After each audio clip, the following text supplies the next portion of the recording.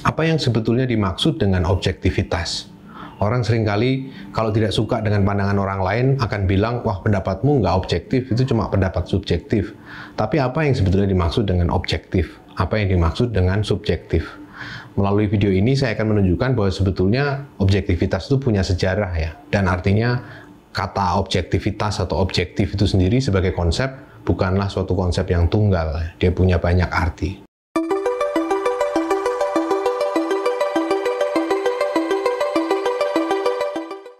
Menurut sejarah pemikiran, objektivitas itu muncul dalam suatu kurun waktu yang sangat spesifik ya.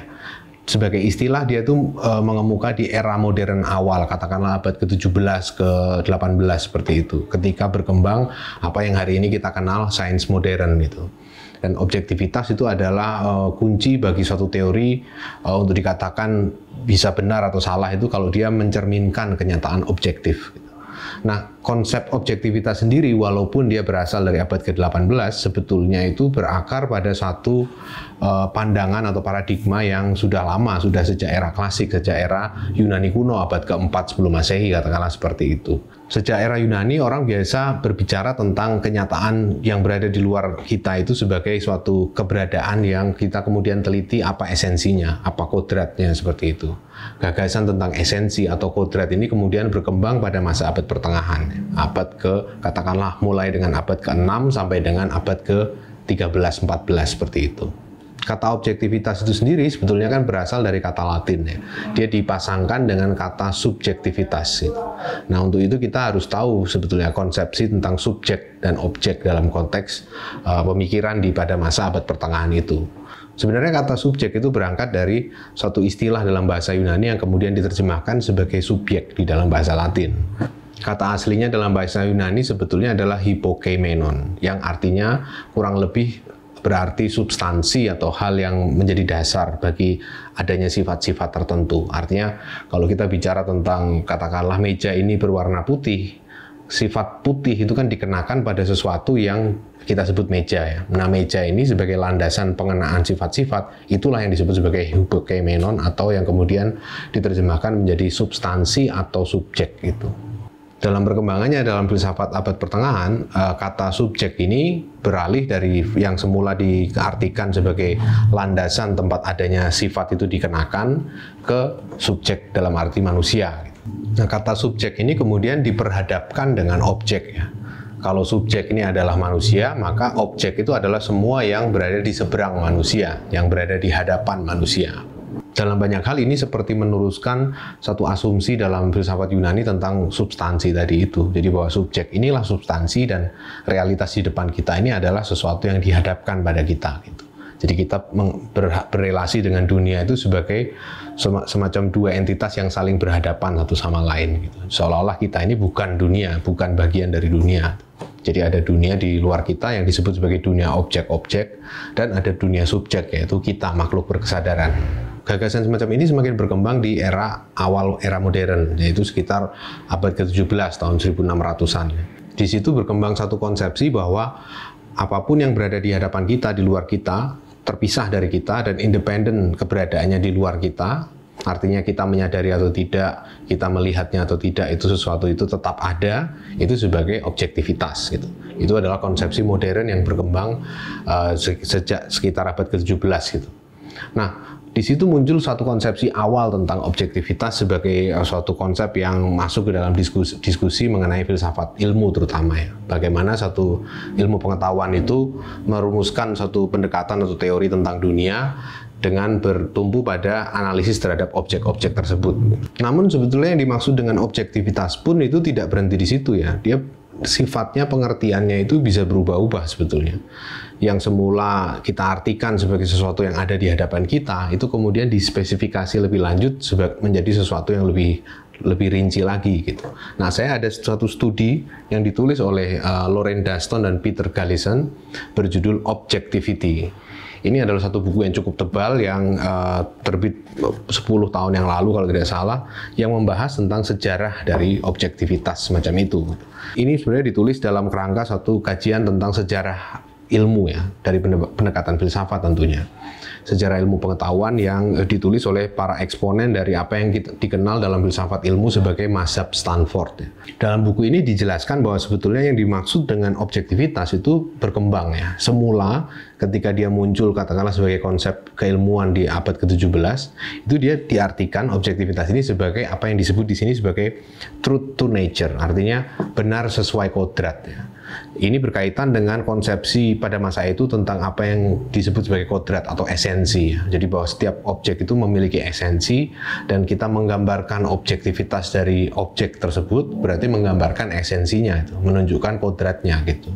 Artinya kalau kita menggambar satu, katakanlah dalam konteks ilmu alam ya, menggambarkan spesies tertentu dari organisme seperti misalnya kucing, anjing, burung dan seterusnya, yang kita gambar ketika kita melakukan deskripsi objektif itu bukanlah suatu gambaran langsung terhadap sembarang objek yang kita pilih, bukan sembarang kucing kita gambar, sembarang pohon mangga kita gambar gitu. Tapi yang kita gambar adalah kucing atau pohon yang ideal, yang sesuai dengan apa yang kita anggap sebagai kodrat mereka gitu. Kita nggak menggambar misalnya kucing yang memiliki kelainan ya, yang cacat secara fisik gitu. Kita tidak menggambar pohon yang aneh, yang ganjil dari yang biasanya kita lihat gitu. Yang kita gambar adalah apa yang kita anggap sebagai rata-rata pohon itu seperti apa. Pohon mangga itu ya seperti ini, ya kita gambar seperti itu. Jadi ada semacam kurasi sebetulnya di sini. Semacam kurasi tentang objek yang kita anggap sesuai dengan kodratnya. Jadi penggambaran objektivitas pada abad ke-17 itu mengandaikan konsepsi tentang kodrat tadi itu. Artinya ada prasangka atau prejudis tertentu tentang bahwa objek ini kodratnya ini. Jadi ketika kita menggambarkan objektivitas, kita merujuk pada apa yang kita anggap kodrati itu. Walaupun di kenyataan tidak berlaku seperti itu. Di kenyataannya banyak sekali pohon mangga yang memiliki deformasi karena perubahan iklim, perbedaan habitat dan seterusnya sehingga bentuknya lain. Tetapi kita membuat satu abstraksi yang kita sebut sebagai kodrat dan itu kita anggap itulah objektivitas. Jadi dalam arti itu objektivitas yang muncul di era abad ke-17 itu sebetulnya adalah objektivitas yang diidealisasi ya. Dia bukan kenyataan sebagaimana adanya, tetapi kenyataan sebagaimana kita idealisasi ke dalam tipologi tentang kodrat-kodrat dari benda-benda itu gitu. Jadi ini jauh dari konsepsi kita hari ini tentang apa yang dimaksud objektif ya. Karena bisa jadi tadi itu, jadi objek yang kita gambarkan itu sebetulnya hasil idealisasi dari si penggambarnya sendiri atau si ilustrator di buku tentang jenis-jenis tumbuhan misalnya seperti itu. Jadi bukan sesuatu yang kita temukan di alam gitu. Kita gambarkan dalam bentuk yang ideal dan ini sebetulnya warisan dari pola pikir abad pertengahan yang mencari bentuk-bentuk ideal ya. Misalnya Kepler ya, seorang astronom di era Renaissance abad ke-16an gitu, itu memandang awalnya dia berangkat dari satu hipotesis tentang gerak atau orbit planet itu dalam konsepsi abad pertengahan yang terdahulu, yaitu bahwa orbit planet itu tentulah sirkuler ya, lingkaran. Jadi lingkaran sempurna, bulat sempurna. Nah, berdasarkan pengamatan-pengamatan yang dibuat secara empiris, kemudian baru diketahui bahwa orbit planet itu nggak bulat sempurna, tapi elips. Dan itu seperti menyalahi satu konsepsi yang lama diyakini oleh para intelektual abad pertengahan bahwa gerak benda langit itu karena itu mencerminkan dimensi keilahian dari semesta ini, tentulah geraknya harus sempurna. Ya, bentuk-bentuk yang sempurna itu antara lain adalah lingkaran karena dia bulat sepenuhnya itu ya, tanpa ada deformasi apapun. Sedangkan ketika ditemukan secara empiris bahwa orbitnya itu bukan bulat sempurna tapi lonjong, itu membuat satu semacam kekacauan juga pada cara berpikir para intelektual abad pertengahan itu, dan akhirnya mereka kemudian merevisi ya. Kepler mulai dengan pengamatan empiris dari Tycho Brahe dan seterusnya mengadopsi konsepsi orbit planet yang elips ya, bukan bulat sempurna. Nah, konsepsi ini yang masih terus berlanjut ya, bahwa ada semacam bentuk-bentuk ideal yang secara geometris itu sifatnya memiliki sifat-sifat simetris yang mutlak gitu, yang berlaku di dalam kenyataan luas di alam ini gitu. Jadi kita dalam melihat objek itu yang kita cari adalah hal yang seperti itu gitu. Kemudian pola pikir semacam ini mulai bergeser ya, terutama di abad ke-19 dan awal abad ke-20 gitu. Jadi gagasan tentang bahwa objektivitas itu adalah sesuatu yang sesuai dengan kodrat itu mulai ditinggalkan karena konsep tentang nature atau kodrat itu sendiri menjadi sesuatu yang dipertanyakan secara empiris, apakah sungguh ada atau enggak gitu. Di abad ke-19 berkembang satu perkembangan yang mengartikan objektivitas sebagai apa yang disebut di sini sebagai mechanical objectivity, atau suatu objektivitas yang diperoleh diambil datanya itu secara mekanis dengan suatu prosedur-prosedur yang melibatkan sekecil mungkin campur tangan manusia. Jika para ilmuwan di abad ke-17 masih bicara tentang idealisasi, para ilmuwan di abad 19 meninggalkan konsep itu. Mereka ingin melihat alam itu menampilkan dirinya seutuhnya tanpa intervensi kita. Dalam buku ini dibahas ya perkembangan teknologi yang memungkinkan konsepsi seperti itu ya. Antara lain dalam apa yang dikenal sebagai Naturselfsdruck. Naturselfsdruck ini artinya adalah reproduksi sendiri atau swareproduksi dari alam gitu. Jadi alam itu mencetak dirinya sendiri. Ini adalah suatu teknik pencetakan khususnya diterapkan untuk daun ya, jenis-jenis daun ya, dalam konteks kajian biologi, di mana daun itu ditaruh di satu kayak lempeng campuran timah dan tembaga yang nggak terlalu keras gitu, sehingga bisa dipres gitu ya. Ketika selembar daun itu dipres di lempengan itu, maka sisa peninggalannya itu adalah semacam cetakan dari daun tersebut, jadi sesuai dengan teksturnya dan seterusnya. Ini adalah yang dimaksud dengan Naturselfsdruck. Ini satu teknik yang berkembang di abad ke-19 untuk menggambarkan secara visual jenis-jenis daun secara objektif ya. Dan di sini konsepnya bukan lagi mengidealisasi ya, bukan lagi kita mencari bentuk ideal dari daun yang tentunya akan sama, yang kemudian ada variasi sedikit tapi itu sifatnya aksidental, bukan seperti itu, tapi ya digambarkan apa adanya seperti itu. Dan ini berkembang di era ini juga kan berkembang teknologi fotografi ya, yang memungkinkan kita mengambil gambar alam itu sebagaimana adanya, yang kita lihat ya itulah yang diambil gitu, bukan sesuatu yang kita utak-atik lewat kerangka konseptual kita sendiri, maksudnya kita kurasi berdasarkan konsep kita tentang kodrat, esensi daun dan seterusnya seperti itu. Cara pandang semacam ini juga ditopang oleh perkembangan positivisme modern yang muncul di abad ke-20 ya, di tahun 30-an, 20-an seperti itu. Antara lain di kalangan para filsuf lingkaran Wina ya, yang kita kenal sebagai positivisme logis ya, kaum positivisme logis. Mereka ini melihat bahwa ya deskripsi keilmuan itu haruslah berhenti atau setia pada apa yang memang mengemuka dan bisa kita tangkap secara indrawi gitu. Dan apa yang bisa kita tangkap tanpa diutak-utik secara konseptual, itulah yang harusnya kita dasarkan atau kita jadikan dasar untuk membangun sains gitu. Jadi sains tidak berurusan dengan idealitas atau konsep-konsep abstrak. Jadi konsep abstrak seperti massa, energi dan seterusnya itu harus bisa direduksi, harus bisa diterjemahkan ke dalam rumusan yang menyatakan laporan atas gejala gitu. Kita melihat objek X pada waktu T pada tempat Y gitu. Jadi itulah yang menjadi dasar bagi bangunan konseptual keseluruhan ilmu. Jadi objektivitasnya itu empiris ya, dia bisa langsung dilihat gitu, seperti itu. Dan itu adalah apa yang di sini ditopang oleh yang disebut sebagai mechanical objectivity. Jadi suatu objektivitas murni tanpa campur tangan manusia. Namun konsep objektivitas terus berkembang di abad ke-20. Dia tidak lagi diartikan sebagai sesuatu yang bisa secara langsung terberikan secara empiris, artinya kita bisa mengaksesnya lewat panca indera kita, tetapi bisa juga lewat alat bantu ya, lewat metode deteksi. Jadi di sini perlu dibedakan ya antara observasi dan deteksi. Observasi itu artinya kita mengamati secara langsung kenyataan itu, gejala itu. Sedangkan deteksi itu kita mengamatinya secara tidak langsung lewat alat.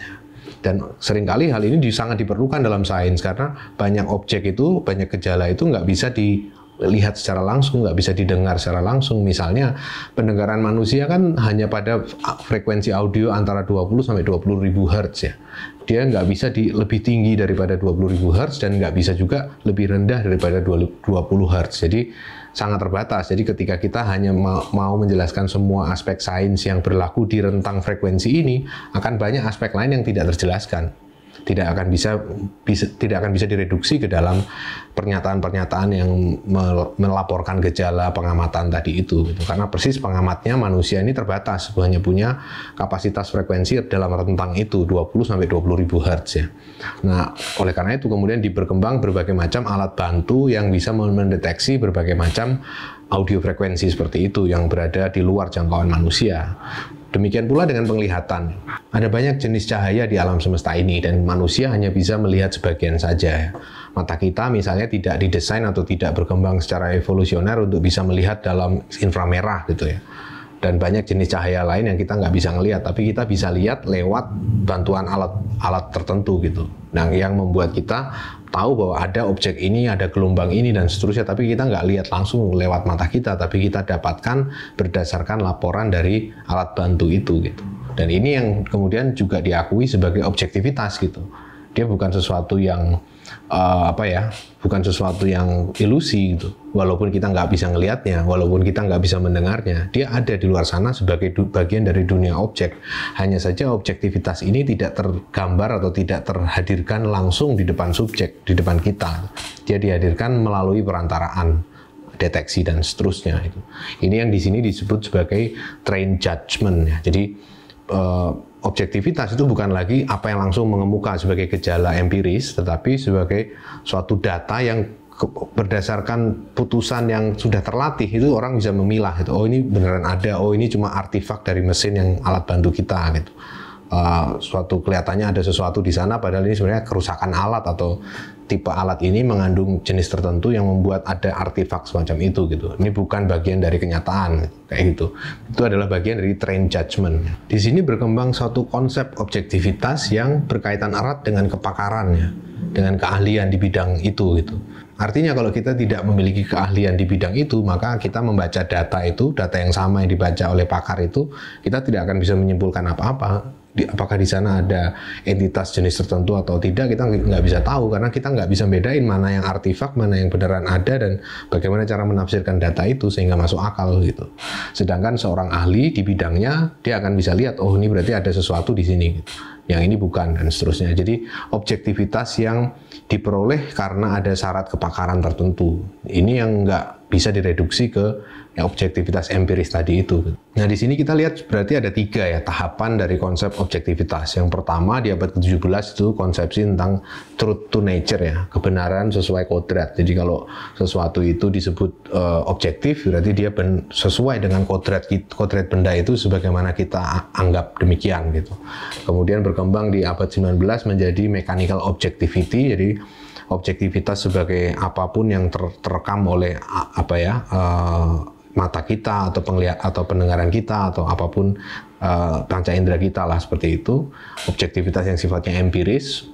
Nah, yang ketiga itu tadi adalah suatu objektivitas yang dibasiskan pada trained judgment atau putusan yang berdasarkan kepakaran atau keahlian seperti itu. Dan ini tidak berhenti sampai sini sebetulnya. Ada satu jenis objektivitas yang tidak akan pernah bisa diamati ataupun dideteksi ya. Dia hanya bisa dipikirkan gitu. Dia nggak bisa diakses lewat panca indera kita gitu.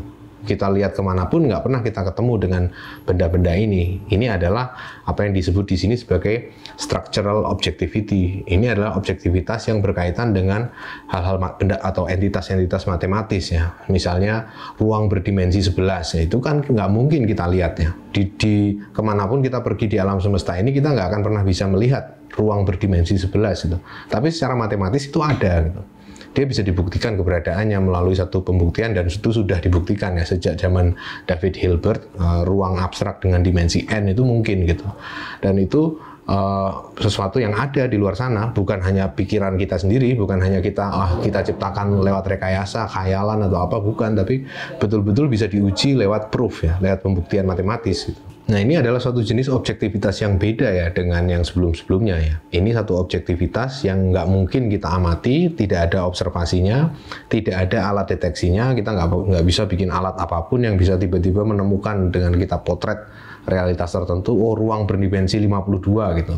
Nggak mungkin ada. Dia hanya ada sebagai suatu objektivitas struktural ya, menggambarkan struktur dari alam semesta fisik ini gitu. Strukturnya adalah struktur matematis tadi itu gitu. Bahwa realitas matematis atau struktur tadi tidak pernah kita amati, tidak mungkin kita deteksi lewat alat bantu, bukan berarti lantas dia subjektif ya, bukanlah berarti lantas dia hanya dalam angan-angan kita. Dia ada di luar sana, di bagian dari dunia yang kita tinggali ini, hanya saja memang dia tidak bisa diakses lewat panca indera kita gitu.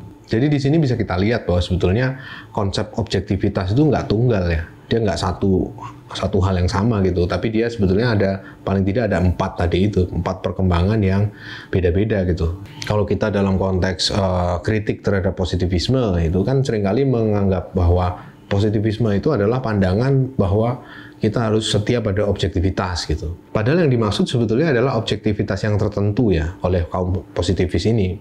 Mereka misalnya tidak terlalu percaya atau meragukan adanya objektivitas dalam konteks matematika, karena sebagian dari mereka menganggap ya matematika itu konvensi ya, konvensi yang kita buat di antara matematikawan gitu. Sementara dilihat dari sejarah objektivitas, sebetulnya dia bagian dari realitas objektif. Dia bukan sekedar orang bersepakat bermusyawarah, ya sepakat 1 tambah 1 sama dengan 2 gitu, bukan gitu ya. Tapi dia benar-benar ada dalam dunia ini, karena kalau dunia ini nggak bergerak dengan andaian 1 tambah 1 sama dengan 2, maka atom dan komposisi kimiawi, komposisi biologis itu nggak akan terbentuk seperti kayak gini gitu. Dia akan berubah gitu. Kita akan bekerja dengan cara yang tidak konsisten ya.